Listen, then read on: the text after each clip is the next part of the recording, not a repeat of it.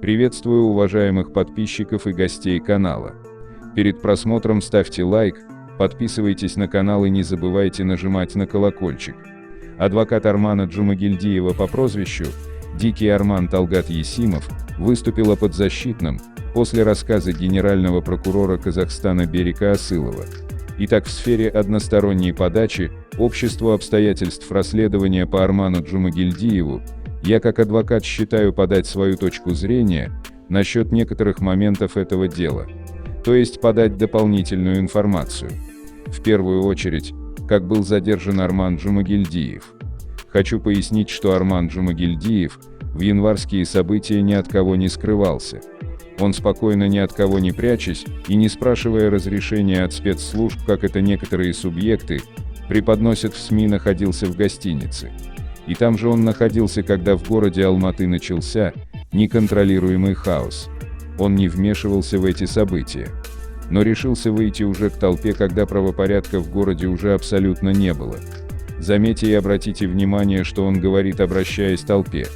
Он просит толпу прекратить массовое неповиновение, прекратить мародерство. И если есть требования к власти, то изложить это в письменной форме. То есть превратить митинг хаоса в митинг мирный. Но в толпе были как согласные с ним, так и неприемлющие этого, которым нужен был этот хаос или наоборот выгоден. И тогда можно было наблюдать физические стычки между Арманом Джумагильдиевым и этими людьми. Чуть ли не групповые драки между окружением Армана и радикально настроенными людьми. Так о чем здесь речь расследования, когда Джумагильдиеву Арману и находящегося с ним рядом людьми предъявлять обвинения в организации беспорядков, все же налицо.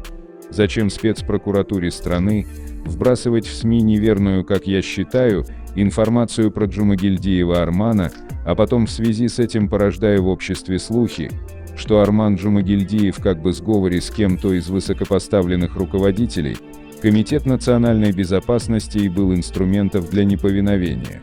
Разве этот инструмент будет пытаться, рискуя своей жизнью, останавливать эту беснующуюся толпу в те страшные для страны дни? Да были моменты, когда Арман Джумагильдиев применяет силу в отношении особенно буйствующих, но за это он должен нести отдельную предусмотренную законом ответственность, например, как самоуправство.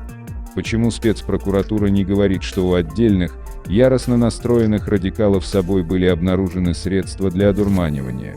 И вот, например, с такими и вступал в конфликт Арман Джумагильдиев. Достоверно, что Арман Джумагильдиев осуществлял охрану ряд больниц, когда радикалы даже пытались напасть. А самому Арману оказывали медпомощь врачи охраняемых учреждений, полученных от стычек с радикалами. Совершая все эти попытки хоть как-то устранить беспредел в городе, Арман Джумагильдиев был задержан в гостинице, где он находился со своей женой. Где были эти сотрудники МВД, которые задерживали Джумагильдиева Армана, который даже и не думал сопротивляться, и все мысли были хоть как-то успокоить ту толпу, которая разносит все в городе?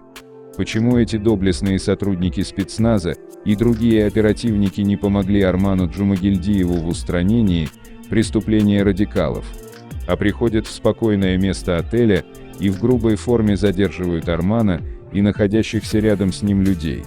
Как сказал мне лично Арман в изоляторе, я не ожидал такого от наших полицейских.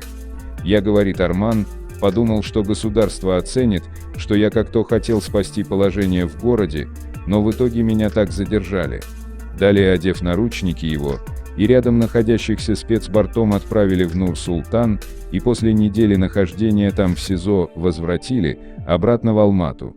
Следует отметить, что вместе с Джумагильдиевым Арманом были задержаны абсолютно непричастные ко всем событиям молодые люди.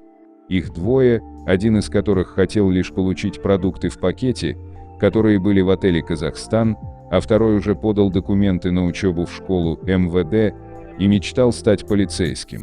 И даже об этом кричал сотрудникам полиции в самолете спецборта, когда их отправляли в столицу. И вот сейчас на момент 16-17 марта 2022 года в городе Шымкент задержаны ряд лиц, которые отказались давать противоречивые показания против Армана Джумагильдиева. Их, по сведениям, везут в город Алматы. Конечно, все указанное мое лично субъективное мнение, основанное на определенных моментах при оказании юридической помощи Арману Джумагильдиеву и другим лицам. Я считаю, что имею право высказать свое мнение на фоне, что и как преподносят в СМИ, орган расследования и Генеральная прокуратура страны, отметил адвокат Талгат Есимов. Напомним, что недавно генеральный прокурор Казахстана Берик Асылов рассказал о задержании Армана Джумагильдиева, известного по прозвищу Дикий Арман, и 14 членов его группировки.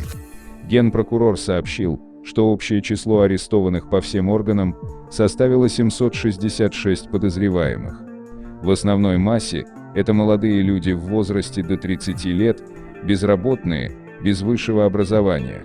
Среди них 19 приверженцев деструктивных религиозных течений, 27 активистов запрещенных экстремистских организаций, 24 члена организованных преступных групп и 113 лиц имеют судимости за убийства, кражи, грабежи и разбои.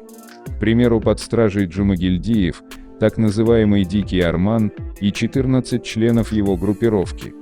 Таким людям терять было нечего, и они легко шли на различные преступления, громили магазины, занимались мародерством, нападали на административные здания, рассказал Асылов на заседании Мажилиса. Он добавил, что всего на причастность к совершенным преступлениям проверено более 22 тысяч лиц.